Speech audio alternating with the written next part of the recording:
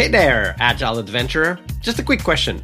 What if, for the price of a fancy coffee or half a pizza, you could unlock over 700 hours of the best Agile content on the planet? That's audio, video, e-courses, books, presentations, all that you can think of. But you can also join live calls with world-class practitioners and hang out in a flame war-free and AI slop-clean Slack with the sharpest minds in the game. Oh, and yes, you get direct access to me, Vasco, your Scrum Master Toolbox podcast. No, this is not a drill. It's the Scrum Master Toolbox membership. And it's your unfair advantage in the Agile world. So if you want to know more, go check out scrummastertoolbox.org/membership. That's scrummastertoolbox.org/membership. And check out all the goodies we have for you. Do it now. But if you're not doing it now, let's listen to the podcast. Hello, everybody. Welcome to our Wednesday, the Change Leadership episode, as I like to call it, this week with Anamaria Ungureanu. Hey, Anamaria, welcome back.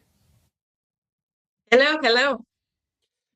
So change, of course, is the big topic of our Wednesday episode. We want you to tell us the story of a change process, something that was important in that organization or team or even for the person. And we want to explore how that change process happened, because we want to understand the tools, the tips, the tricks, the techniques you used back then that you still apply today. So tell us that story, Anamaria. The story is that I start an organization where alignment requests with the business strategy, companies should change to using tool as JIRA for backlog, all types of backlog, management, requirements management. So they needed to move from their actual ALM to this new tool, JIRA. Okay, so it was part for impacting different teams, because we spoke for a large organization here, which they use their agile framework, scale agile framework, say. So the change process have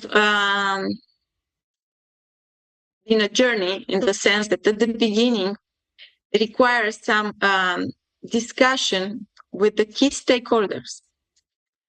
It's important to have the buy-in from the key stakeholders, for example, from the managers, the business owners, for those teams. So we requires a plan to present why we're doing this and what's the value, highlighting the importance that this tool provides, like transparency and alignment, helps support the dependencies for it. For sure, we had a lot of pushback. Every change, we are human at the base, so every change comes with a phase of pushback. And it's involved like reasoning the cost of changing, the impact of the releases. So it's important to have a plan how to do this change to not impact our delivers iteratively, incrementally, and to support this. First, we continue with the strategy of value, but on my role as coaching and supporting this change transformation, okay, I think I constructed, some change agents, if I could say. So I looked between teams, and I had some assessment with the teams to say what involves, and I spotted which are those members who believed in this change, and I worked with those colleagues. I think you cannot go alone in a change, in a transformational change. How did you engage with them? Like, did you have like one-on-one conversations? Did you bring them into a workshop? Like, how did you engage with these team members that you thought would be supporters of the change? First, we had some open discussion with all the team. And from that discussion, because we were open to feedback and improvements, okay? So I wanted to collect also what's impacting, what is the cons of what not doing the change, and what are the pluses. And from those sessions, which I had with every team, I could spot those which are more buying, engaged to do this change. And after, I had one-to-one with those to capture the discussion and agreement, how we like to do this, and to have a plan on their transformation. Usually, I work with Scrum Masters as an Agile coach in this context. And what I know from my experience in a change transformation, and this use case was quite a big transformation because impacting different teams. Yeah. Again, it's very often that at least someone is really pushing back, but we don't need to stop to this, to solve this. We need to move on with those which believe already in this change. Statistically, and also from my experience, later on, also the last ones will join the all, program change. As soon as you show value, as for example, in this change, I was in the first phase hands-on, helping them with all the contacts, supporting in, starting with the basic, sessions, what involves a learning phase, no problem if it's nothing perfect at the beginning. For a concrete example, how to build the Kanban in this tool, the different approaches to see the WIP limits in Kanban, advantages. So I have plenty of sessions to show them the value, not just tell them the value, but to show them the value. Then to build and have some iteration with those teams which were engaged and believed in my transformation, communicating to the leadership in parallel, so we can still be all the time in contact with the management, but also with the team, all the layers. And I could say that we had a plan to progress this in.